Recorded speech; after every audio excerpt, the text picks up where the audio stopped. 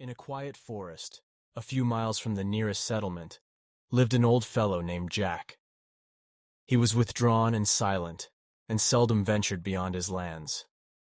The people of the place called him Old Jack, and told many different stories about him. But recently, a much scarier story took place in this forest.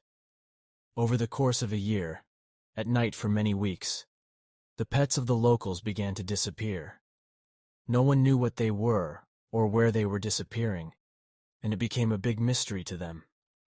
One day in the darkest month of the night, several men went out into the woods to search for a missing cat. They acted cautiously, but at one point they discovered something terrible. A flock of sheep had been killed and torn apart, and there were unidentifiable large paw marks on the ground. The men thought a predator had done it, but a few weeks later a new and different victim began to appear. A teacher from the local school had disappeared, leaving only her hat and gloves on the ground. Her high school students claimed that on the day of the teacher's disappearance, she had let them know about her nightly walk in the woods to look at a new animal she had seen a few days earlier. There was no further trace indicating the teacher's whereabouts. The locals began to worry. The police tracked down the last place where the teacher had been seen and found a huge trail after an unknown animal. The trail led along with the torch into the dark depths of the woods. Law enforcement officers decided to go on a search, but they were unprepared for what they would discover. A few hours before nightfall, the patrol reached a deep ravine hidden behind trees. At the bottom of the gorge, they found a small pond surrounded by tightly compressed trees. But the view at the pond was the only flare they found here. Stripped of their armor of losses, the patrol set off in the opposite direction. When they emerged from the woods, they realized they would not remain safe.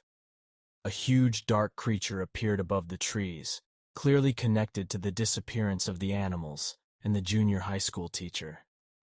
Its body was the size of a horse. It moved at the speed of animals and clung a long tail behind it. Its head was adorned with large fangs, and its eyes were huge and glowed yellow. When it lifted its head, its eyes saw the patrol and the gold glitter on the baseball hats. Slowly through the visiting forest green, the toothy beast, more instinctive than vicious, chased after them. Colonel Morgan was the first to notice the approaching danger, but by then his handgun was lost, and he realized he was out of ammunition. The others fled, but the beast began to advance faster and faster.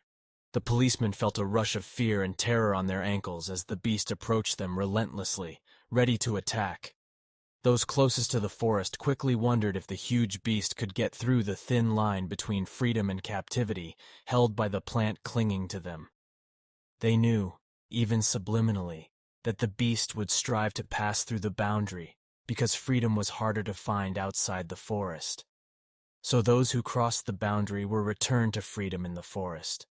But the survivors felt as if they had left this world to dare to open their eyes again and again.